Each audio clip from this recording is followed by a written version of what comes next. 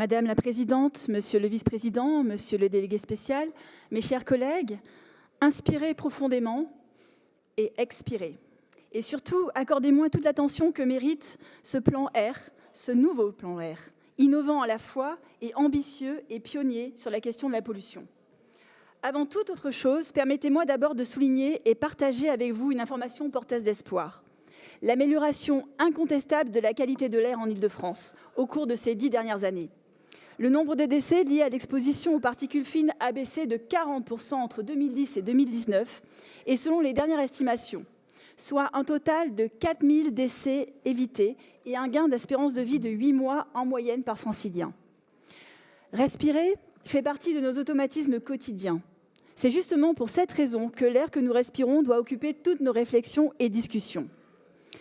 Mes chers collègues, nous pouvons nous féliciter de ces très bons résultats auxquels notre plan Changeons d'air, voté en 2016 en début de précédente mandature, a largement contribué. Dès notre arrivée à la tête de la région Île-de-France, nous avons adopté, sous l'impulsion de notre présidente Valérie Pécresse, toute une série de dispositifs novateurs, si indispensables à l'amélioration de la qualité de l'air francilien et pourtant si délaissés par nos prédécesseurs. Des dispositifs pourtant emblématiques tels que les investissements massifs pour des transports plus propres et décarbonés. Je pense notamment à l'arrêt des commandes de bus diesel que nos prédécesseurs continuaient de programmer, au remplacement des bus diesel justement par des bus GNV et hybrides et à l'adaptation des dépôts à l'électrique et au biogaz.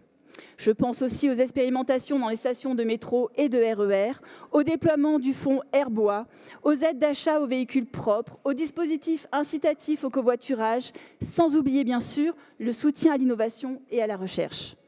Des dispositifs qui ont porté leurs fruits, tout comme d'ailleurs le projet RER Vélo, le réseau cyclable à haut niveau de service.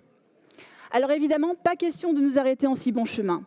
Ce plan R que nous nous apprêtons à voter est la preuve d'une politique volontariste et responsable.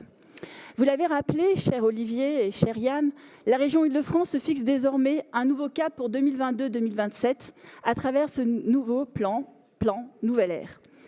En tant qu'élu de terrain, je souhaite saluer la place donnée aux collectivités dans la mise en œuvre de ces nouvelles mesures. Elle est fondamentale et irrigue chacune de nos 8 grandes actions prévues. Concrètement, c'est un véritable travail main dans la main qui nous est proposé grâce à la création du réseau R, dont l'objectif est d'associer étroitement les collectivités et de leur fournir une boîte à outils pour qu'elles puissent aisément se saisir de tous les soutiens régionaux mis à leur disposition. Au travers de ce réseau, les collectivités pourront également partager de l'information, des expériences et rencontrer l'ensemble des acteurs susceptibles de les aider. Outre cette mise en commun fondamentale, ce plan apporte des réponses locales concrètes à des difficultés du quotidien. Je pense notamment au pollen, qui empoisonne la vie de nombreux franciliens en créant de nombreuses réactions allergiques, dont la prévalence a augmenté au cours des 20 dernières années.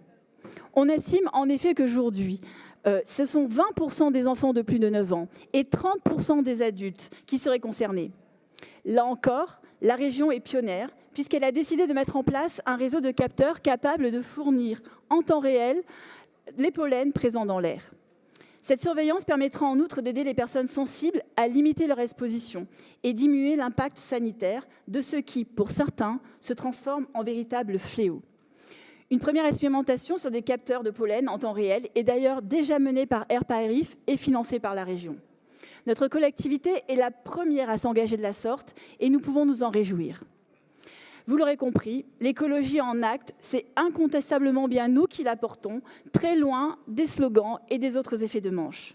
Alors aujourd'hui, plus que jamais, mes chers collègues, saisissons-nous de ce projet. Faisons de la lutte contre la pollution une priorité. Je vous remercie. Merci.